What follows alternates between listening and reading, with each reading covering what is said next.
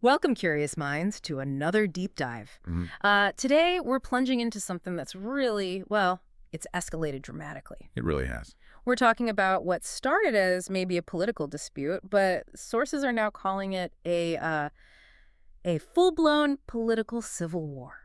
Right at the very top levels of power. Wow. And right in the middle of it, the whole shadowy ongoing thing with the Epstein files, those documents everyone thinks has all this sensitive info about Jeffrey Epstein and, well, his associates. That story just keeps going. It does. And for months, it's been whispers, theories, and then bam, it feels like the Epstein bomb, as some call it, has just gone off. And it's causing chaos, like right inside the corridors of power. Yeah. So our mission today, what we're trying to do is really dig into honestly, the astonishing internal fights, the career threats, the shocking flip-flops all around this infamous Epstein list. hmm It's a mess that's left so many people, including us, just asking, what really happened? What's going on behind the scenes? Right. And for this, we're working from a raw, unedited YouTube transcript. It's from MSNBC. And it captured this whole story just like unraveling in real time. Yeah. It was pretty dramatic. Yeah, buckle up. Definitely. Get ready, because this is quite a ride. It really is. And this whole story, it's more than just politics, isn't it? Seems like it. What we're about to unpack really gets into the nature of information itself, loyalty within an administration, which is always tricky, and these big promises that were made, apparently, in this digital age. Promises that now seem, well, broken. Broken promises, yeah. And you might actually find yourself thinking, this sounds like a movie script, like a Hollywood thriller, right? Totally. But it's not. It's happening right now, out in the open, and the consequences, well, they're still hitting Washington and, frankly, everywhere else. Okay, so let's break this down then. At the absolute core of this storm, sources are calling it a major escalation, a political civil war just churning inside the Trump administration. That's strong language. It is. And when we say highest levels, we're not kidding. We mean internal fights so bad, so personal, they could literally, cost people their jobs, careers on the line, reputations. Wow. And right smack in the middle of this drama, you've got two really powerful, often very vocal figures, Attorney General Pam Bondi Okay. and the FBI's number 2 guy, Dan Bongino. Now, anyone who follows Washington, the power games, technically, the AG runs the DOJ, and the DOJ includes the FBI, right? Right, that's the org chart. But we've seen this before, haven't we? Especially with, really strong-willed FBI chiefs or number 2s. They sometimes really clash with the DOJ. Oh, yeah. Happens all the time. Even with the people who are technically their bosses. So this isn't your usual smooth chain of command stuff. It hints at something deeper, like real friction. And digging into that friction, what's really striking is just how intense Bongino's reaction has been. Sources are saying he's so upset, almost out of control. Out of control. Wow. Yeah, and furious about how this whole Epstein files thing has played out.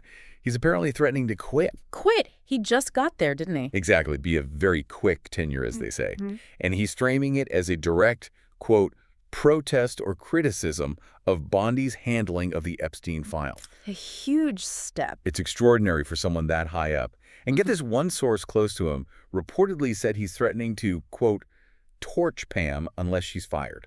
Torture. Okay, that's not just being mad. No, that's like a declaration of war. Yeah. From inside the administration. Yeah. It just shows you how high the personal stakes are. Yeah. It suggests this feeling of betrayal, maybe, or failure that goes way beyond just, disagreeing on policy. Okay, this is where it gets really juicy. Details are coming out now about this super heated clash happened in a high-level meeting just recently. Mm-hmm. Picture this. You've got Bondi, you've got Bongino, FBI Director Patel, who's Bongino's boss, remember? Right. And Trump's chief of staff, Suzy Wiles. She's the one basically tracking all the big personnel moves, potential firings, all that stuff. So all the key players. All of them. And Axios, they're usually pretty wired in on this stuff. Yeah, they get scoops. They have a specific account of this meeting, and they say it didn't exactly end with handshakes and smiles. Uh-oh. No. They specifically report Bongino left angry. This wasn't some polite debate club meeting. It was like a real charged confrontation, clearly left a mark. You can imagine. And the fact that this meeting even got that tense with those specific people involved, it just tells you how massive this Epstein file issue must be internally. Absolutely. And look, you don't need to be some kind of reporting genius or, have a PhD in Watergate level intrigue Right. to know that somebody in that small, very high stakes meeting, we're talking some of the most powerful people in government, someone is leaking this stuff straight to Axios. Yeah, that's the immediate takeaway. Right. And that alone just adds this whole other layer of conspiracy, maybe backstabbing, betrayal onto this already explosive situation. It raises so many questions. Immediately. Who is sending this super sensitive inside baseball info out? And maybe more importantly, why now? What's the motive? What are they trying to achieve by showing everyone this massive internal fight? Yeah, that kind of leak, it just screams broken trust right at the top. Totally. Deep fractures. So this leads us right to the big question, right? What exactly is at the heart of this whole crisis? Yeah, what is it? It seems to all come back to the infamous Epstein list. The whole mess, we're being told, kicked off because the Department of Justice apparently didn't deliver. They fell short of these pledges. Pledges made by who? By people around Trump. Yeah. Including Cam Bondi herself. Yeah. Pledges they made about this list. There were public promises made, specific statements, and then nothing. Or at least a perceived failure to deliver. Ah, okay. So this isn't just about some document. It's about credibility, right? Credibility tied to this piece of information that everyone was waiting for. Right, people were really expecting something. Exactly. The public, and definitely a big chunk of the political base, they were primed for a big reveal. And when it didn't happen, well, the fallout was fast and pretty furious. You remember it, right? After Epstein died in custody, the public curiosity, the suspicion, it just exploded. Oh, yeah. Immediately. And while, responsible reporting, some of the stuff we've even talked about here, looked at the suspicious details, asked legitimate questions, a lot of the internet, and maybe what you'd call the Maggie R right-wing circles, they did something else. They didn't just ask questions. They kind of jumped to conclusions, asserted stuff, without real evidence about what might have happened, spun these elaborate theories. Yeah, lots of theories. And then basically just waited for the government to prove them right. It created this really charged atmosphere, an expectation, this deep suspicion around the Epstein list. It became a sort of litmus test for them, about government honesty. And here's where the story gets, I think, really fascinating. The twist. The very people who are now loudly denying this list exists, or at least denying it's coming out soon, they were the ones initially stoking the conspiracy. Seriously? Who? Well, let's connect the dots. We have actual quotes on the record from figures like Pam Bondi herself. Public statements. It's what? She said things explicitly like, the DOJ may be releasing the list of Jeffrey Epstein's clients. Will that really happen? It's sitting on my desk right now. Whoa, sitting on my desk. Right. Imagine the expectation that creates. And another quote, this one's pretty chilling, playing right into those dark suspicions. What names are in there? Man, you understand how many powerful people probably want this thing to desperately go away. Wow, that's pouring gasoline on the fire. Exactly. And there were even direct accusations of a government gangster operation by the FBI itself, supposedly stopping the release. These weren't just hints. They were powerful declarative statements. They set the bar incredibly high and basically cemented this narrative of hidden secrets and government cover-ups. And then, boom. Our source uses this incredible metaphor. You mentioned it earlier, the Hollywood thriller thing. This fits right in. What's the metaphor? They caught the car. Caught the car. Like chasing it and... Yeah. The people who were constantly pointing their finger about this list, accusing everyone else of hiding it, covering it up, suddenly they found that finger pointing right back at themselves. Oh, wow. Those old internet memes where the guy points and then it turns around? Oh, yeah, I know the one. It's like that. And it's just absolutely blown up in their face. It really shows the danger, the political danger, and maybe deeper problems of governing by clickbait or by political conspiracy theory. You can't just feed the beast and then be surprised when it turns on you. Exactly. You can't just throw out some juicy conspiracy, let it grow and fester, and then act shocked when you're the one in charge and people expect you to deliver on it. It shows this basic flaw, right? Building your whole movement on speculation instead of, facts you can actually prove. And this brings up a really fundamental question. About accountability, sure, but maybe even more about trust. Bondi, especially, she has made these statements that simply cannot be reconciled. You just can't square them. How so? Well, think about it. The choices are pretty stark, right? Either she was lying outright back then. She said it was on her desk. Exactly. Mm-hmm. Lying then, deliberately getting the Maga people's hopes up with this sensational promise of a list right there.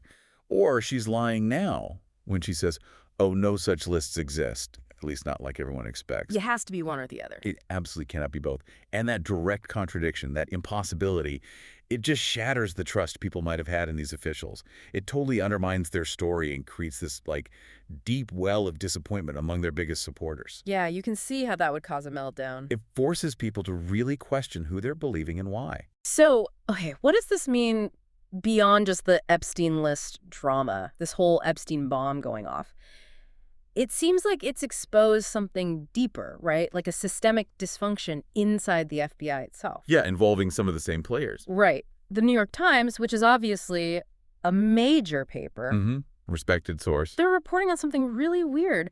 This unusual step of using lie detectors for loyalty tests inside the FBI. Lie detectors for loyalty. Yeah, think about that. Oh. Putting FBI personnel on a polygraph and asking them specific questions like, have they criticized FBI Director Patel? Have they cast aspersions on him? That sounds extreme. It's not a normal procedure for a professional law enforcement agency, right? It's Yeah. extraordinary. It suggests this incredible level of internal paranoia, maybe mistrust. It hints at a climate where you can't even question things internally without being seen as disloyal. It really does. What's so striking is how it looks like something straight out of a movie, like you said, or maybe from, I don't know, another era, a more authoritarian place. Definitely not standard practice here. Yet, it's reportedly happening right now in one of America's top law enforcement agencies.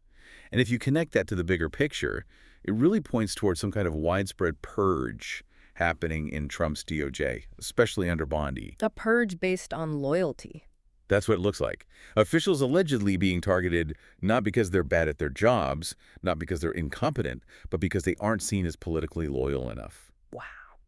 And this is reportedly leading to people getting fired without explanation, which naturally creates this chilling culture of fear within the agency. You can imagine people looking over their shoulders. Exactly. And in that kind of environment, competence, dedication to the actual job, it feels like that takes a back seat to just absolute, unquestioning political loyalty. And that raises really serious questions about the integrity, the effectiveness of these really important institutions long term. So let's try and bring this all together now. We've gone from the internal fights to the mystery list to this culture of fear.